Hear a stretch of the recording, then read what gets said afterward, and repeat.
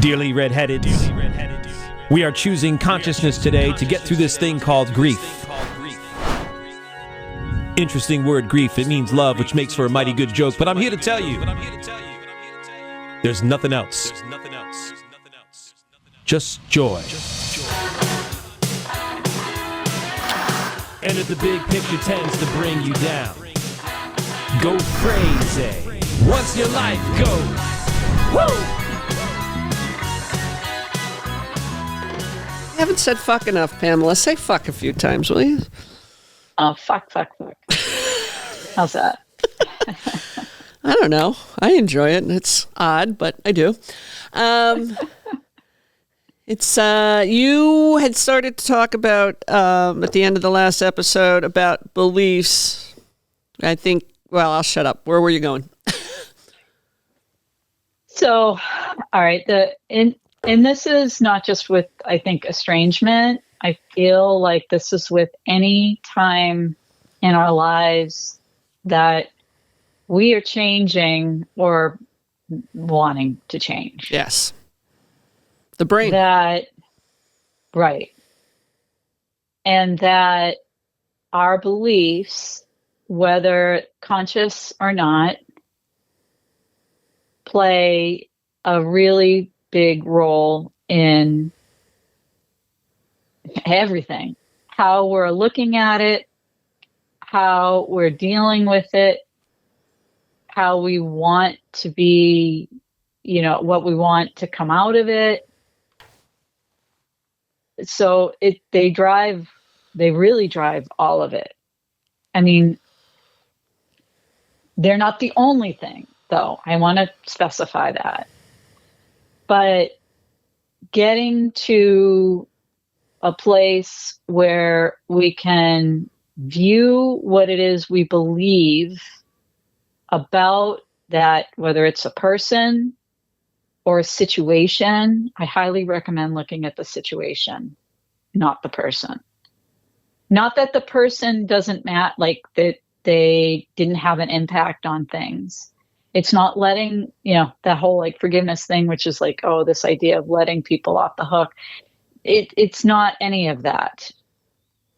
It's by looking at the situation first and what we believe about that situation, getting like kind of honest with ourselves. And we need help with that. You need direction with that.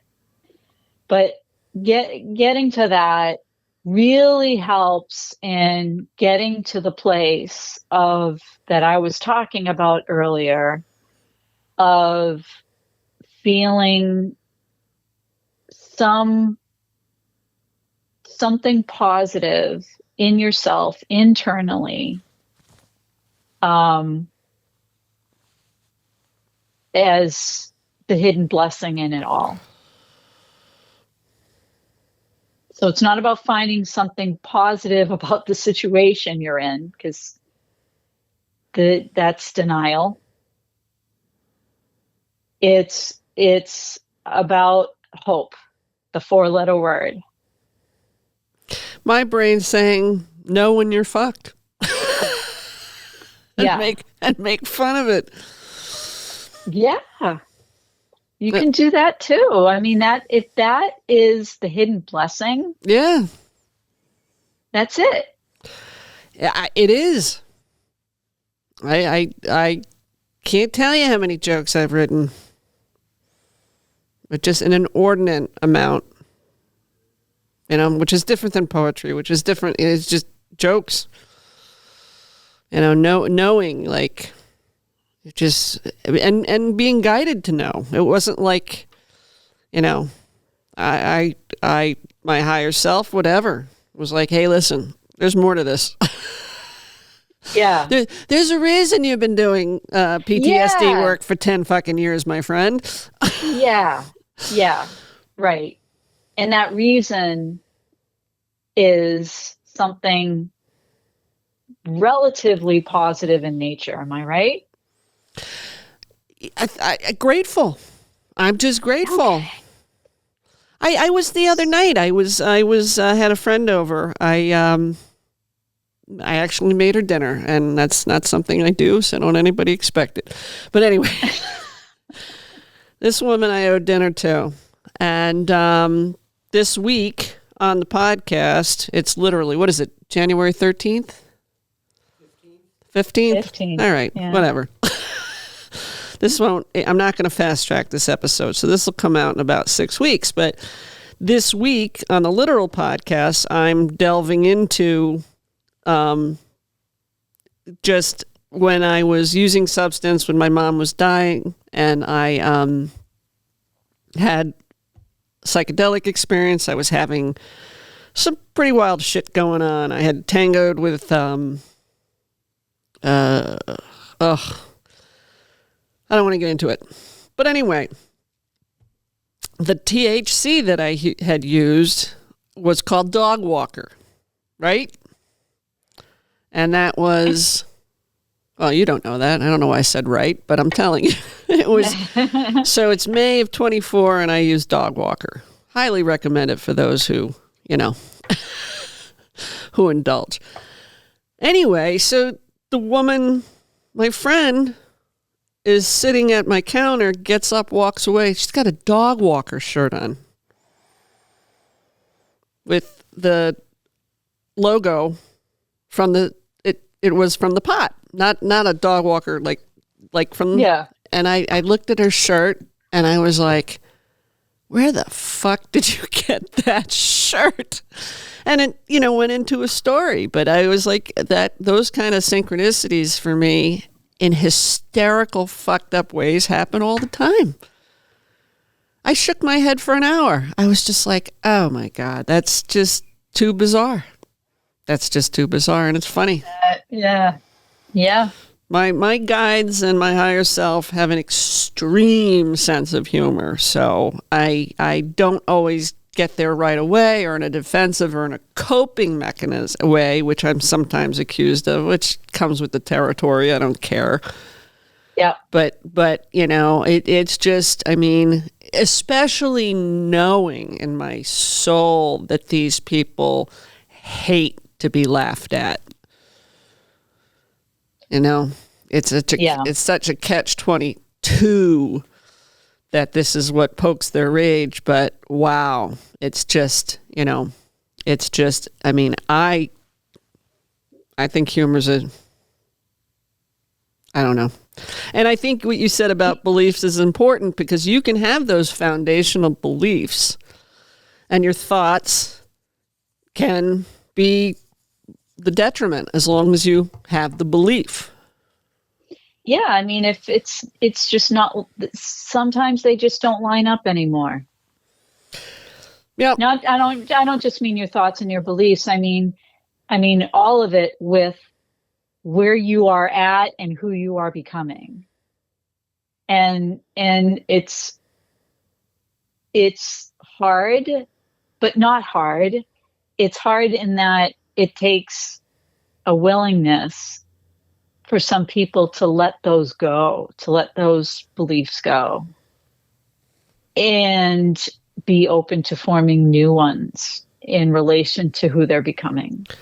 Yep. And it's, and once you're willing to do it, and, you start finding, talk about synchronicities.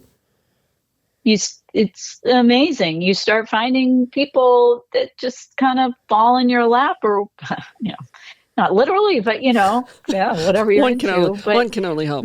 Yeah. But, just kind of coming into your space serendipitously. Yes. That are going to help you do that. Yes.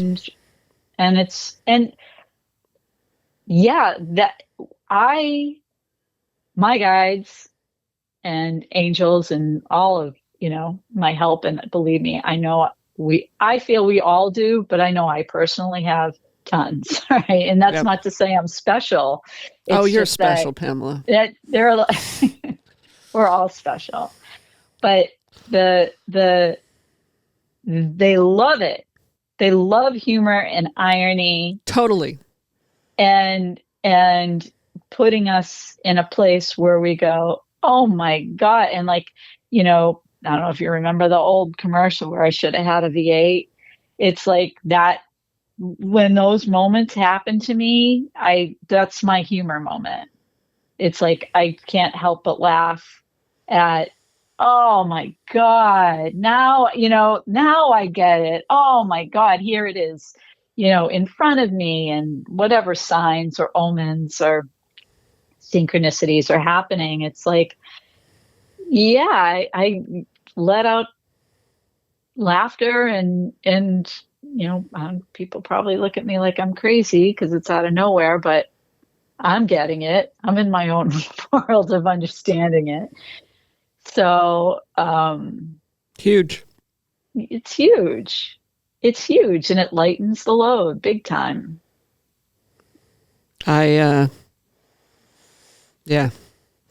I could say a lot there. One one thing that you and I, when we talked, it was just yesterday, that we said at the very end, with the distinction in the generations. I know for me, and I'm Gen X. The word that, in addition to narcissism, that goes up my spine.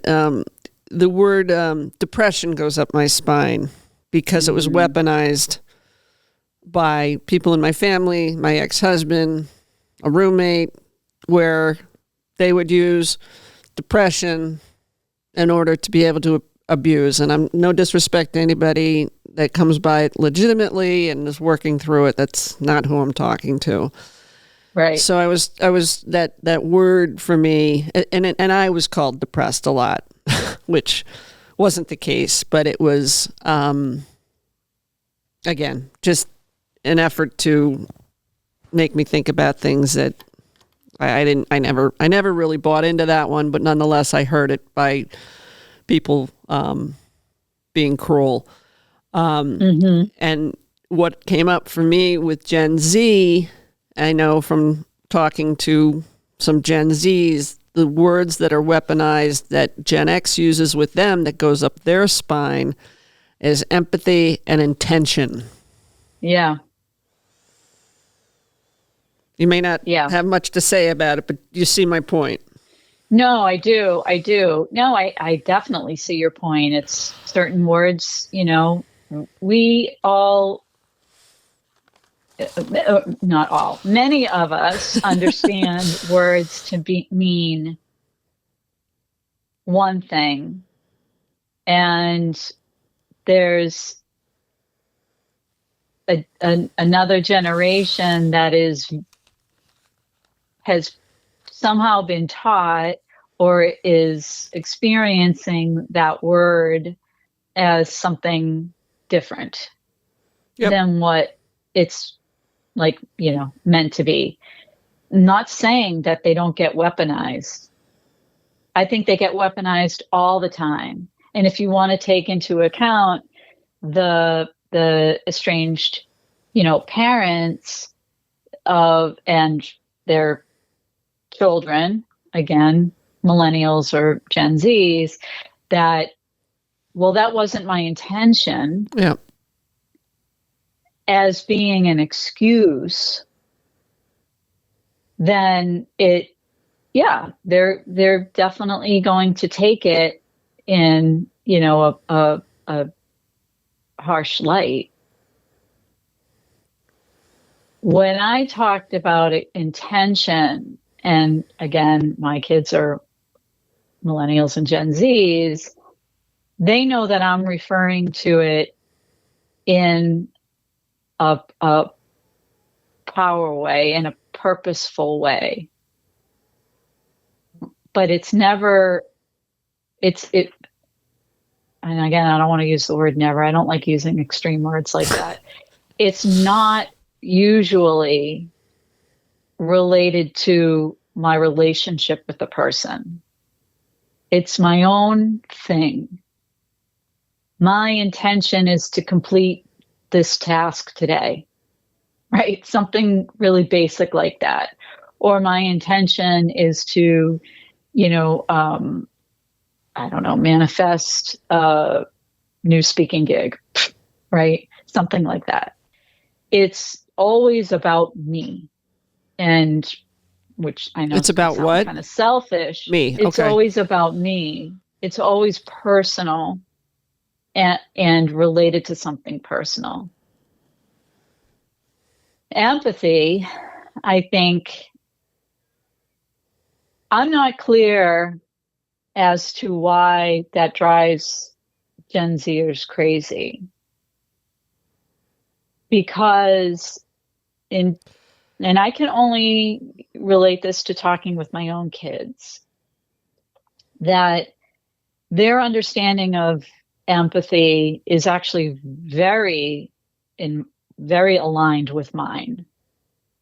And being able to more or less put yourself in somebody else's shoes, or seeing both sides. Yep. And they also understand when I use it in an energetic form of, I can feel this emotion, coming from you or whatever. And, maybe have a discussion about that. Or I can feel the intensity and the stress and all of that when I go into a particular place. So there's a commonality in that understanding of that word. So I'd like to hear what your view is when you talk about like the weaponization of it. I think I gleaned from one of my offspring that it's a buzz manipulation word. Trying to get one over on you if I speak to empathy or intention, because somebody with a disordered personality, which can use those words too. And it depends on, they can't distinguish the source, the validity of the source, a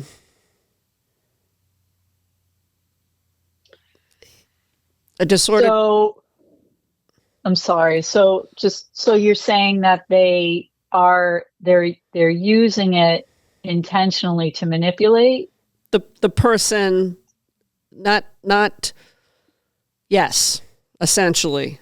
They're buzzwords that can be like narcissism, like depression. They're weaponized to create. Well, you kind of said it really well 10 minutes ago. Well, it was my intention. Well, yeah, it was your intention to have an agenda to make something happen, perhaps. I use compassion more of late than empathy, because the empathy is even getting to me because people don't know what it means. Mm. And I also am not afraid to use the concept of dark empathy. And I mean, that to me isn't, the shadow side of empathy. Meaning feeling it so much that you take it on, or? No, dark empathy to me is what I would have become without healing. So you're for all intents and purposes, you're empathetic, but because of what trauma and abuse do, you end up batting for the other side under the guise of empathy. The other side meaning like the dark, i.e. the abuser. Okay. So kind of full circle almost. Around the barn. to Stockholm syndrome in a way. Yeah, I hear what you're saying. Yeah. Yeah, and I think in my deepest Stockholmian states, my deepest dissociation,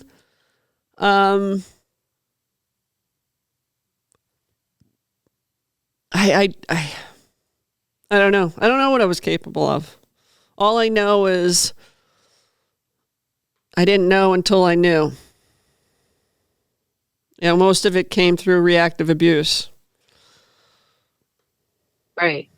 You know, and some people don't like to, they call it other things besides reactive abuse, and I've done podcasts on that, but I was set up to react, and I did over and over and over and over again, and that became the abuse that hurt my kids the most, I think, because they didn't have insight into the covert elements of what was going on. And it wasn't towards them, it was towards their father. Right. But boy. Hey, that thing I said I wanted to surprise you with. Yeah. Let's hear it. Months ago I did a podcast where I was trying to get a restraining order against somebody who harasses me, and I was told in Pennsylvania, if not in physical threat, you know, there's no threat. I'm like, okay, tell that to my brain. But anyway, I let it go. Kind of was excited to, that's not my fish to fry. Not my fish to fry. But as of very recently, states where coercive control legislation has passed. California, Connecticut, Hawaii, the only state to criminalize coercive control as a misdemeanor. Colorado, Washington State, Massachusetts, New Jersey. Coercive control has been added to the definition of domestic abuse in these states.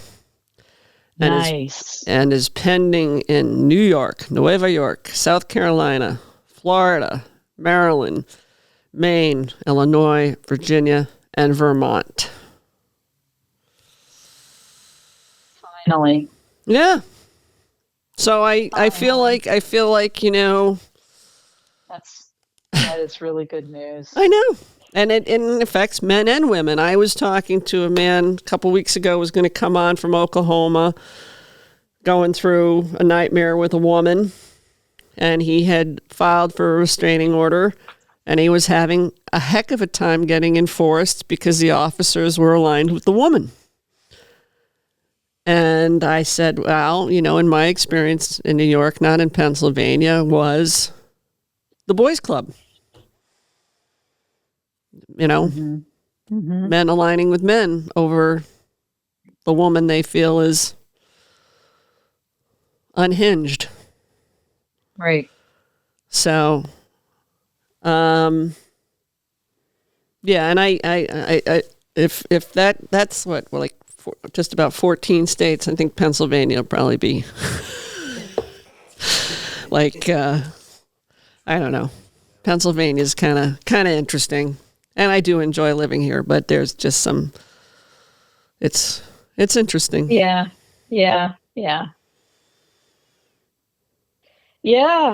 Wow, that's really good to know. Yes. That's really good news. Yes, and coercive control, I read about it. It's not an equivalent term by any means to covert, but it sort of opens the door.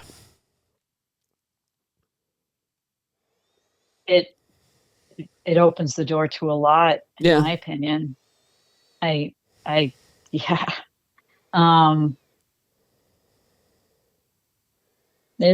like a little bit of an irony there that's happening. I think probably with our gods that we need to laugh at. But isn't it? I can't believe you just said that. I mean, coercive control, huh? Yeah. Stockholm, huh? Yeah. Where's that happening? Yeah, where? I wonder. I happen to, and again, not trying to inflame anything. I'm a moderate politically. I see both sides. I'm an empathetic moderate with intention. Yeah. Who's not depressed. And then by all accounts isn't a narcissist. But anyway, I happened to go out to dinner I don't cook. My dentist told me I should learn to cook. I said, I know how to cook. I don't want to cook. Clean my teeth. Anyway, so I happened to go out to dinner, and I sat next to a fairly new friend of mine who's been in PA Special Forces for 20 years. And I said, so, what do you think? And this is about what happened to, is it Renee Good? Yeah. And he said, "Do you really want to know?" I said, "No, I want you to lie to me." Yeah. And he said, it wasn't a good shoot. And I said, Yeah. well, you're a cop, you're in Special Forces, and you're in Pennsylvania. I said, I'm not going to talk about this anymore. Right. Like, thank you. Like, you know, and he went on to describe describe other situations. He's also somebody that I've been asking to come on because he's got an abuse history that's pretty compelling. I've had more men fall through than women, and I'm working on it. Wow. But I get it. He said I could tell his story. I said, oh, I don't want to do that. But Yeah. he ended up. It was his mother who physically abused him. Mm-hmm. So he had a very interesting story to tell, and then he lost his second wife, 6 years ago.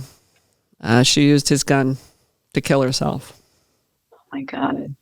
So, yeah, he's warming up to coming on, but he said I could tell. So there it is. We're women. We talk about women. We help women, but all of stuff that we're talking about affects men's lives, and especially in estrangement. I was looking at your page this morning, and there was a man who responded a couple times, and men get very, and I've experienced this being in finance, knowing men, they get very defensive towards their children. And not to say that can't be worked through, but I and again, you're speculating, but can you see my point in that? I mean, men have really been through the ringer where relationships with their adult children are concerned, and if it wasn't for women shouting it from the rafters, I don't think men would even be commenting on your Facebook page. You know what I mean? Right. I agree. Just having anybody, to be able to talk to about it. And I think that that's such a hard thing because I don't have a lot of men that I work with personally in it. So, but I do see, and I know, we have a couple in our group that they do actually want to. Yep. They're, and again, we're talking about such a mix of a generation. Yep. Shame. That they're not shame. sure. Yeah, there's shame, and there's this inclination to often protect that is mixed in this idea of, what they're not even looking at what their child is doing to them. They're just looking at how, their adult child is going to be negatively impacted by this. And so it's a hard read. I don't have a lot of, experience with that, but I can see that they care. And I often think about my own dad. And so we had a situation in my life where, I was already married and out at the house, but my niece estranged from her mother, my sister, at 16, and my parents took her in. And my dad had my dad was very protective anyway, but almost like overly protective and kind of in a way, I mean, I'm sure there were so many things underneath all of that. Um, what's the word? Oh my God, when you're letting somebody who is an addict, you're Enable? enable. Thank you. Very enabling, and in a lot of ways. And she did end up becoming an addict. And long story short, I could see him suffering so much in that relationship with his granddaughter that I saw all of that from a different perspective, because when she did estrange from my sister, her mother, there was then this estrangement between my father and maybe all of us to my sister. So Yeah. there was just so much complicated stuff going on. But I saw him, and he was very compassionate, almost to a fault. There is kind of going a little overboard where you're not compassionate enough for yourself. So I think that these men are kind of also maybe caught in that, where they can be overly compassionate for what the child is going through, and wanting this need to be protective, but not looking at what, it's doing to them. And so I know that the one man in my group is in a place where he's finally looking at what it's doing to him and how he can care for himself emotionally in all of this. So yeah, it's not there's not one right way or one right answer or any of that. It's all so different. There's another man that may or may not come on. He 25 years estranged from his children after his first marriage fell apart, and now I want to say he's in his early 60s. He's in therapy and taking medication. Mm-hmm. Now. Yeah. I think there's a lot to be said when policies change, this new legislation. I think we do give men permission to say me too, man. Yeah. Yep. All right, we're at the end of this. All right. I can't thank you enough.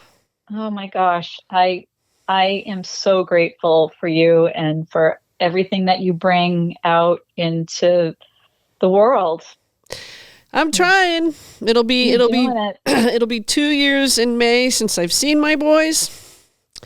And low contact otherwise. And I don't know. Here we go. There we go.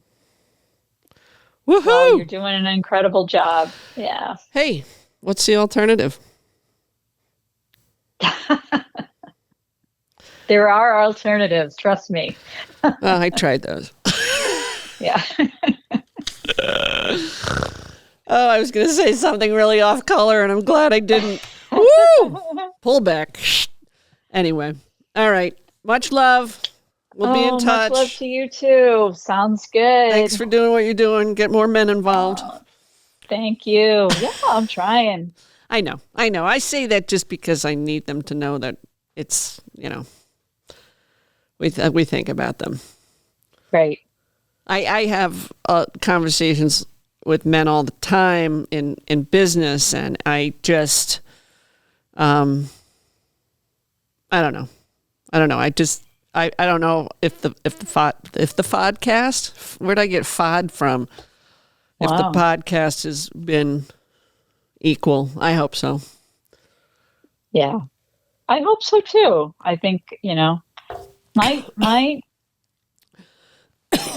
my go-to is that, yep, there are men who are shitty and, and there are men who are awesome.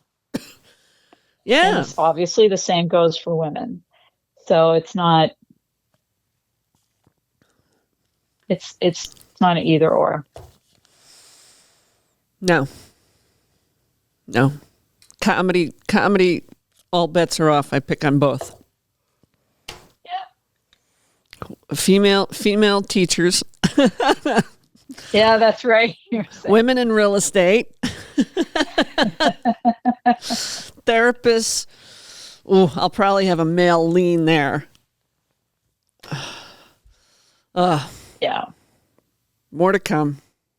Thank you for listening and supporting Natural Born Redhead. If you follow the bouncing balls, please like and subscribe. If you know someone interested in sparing others grief and inciting joy, message me on Facebook or reach out via my website, Natural Born Redhead. J-Ma.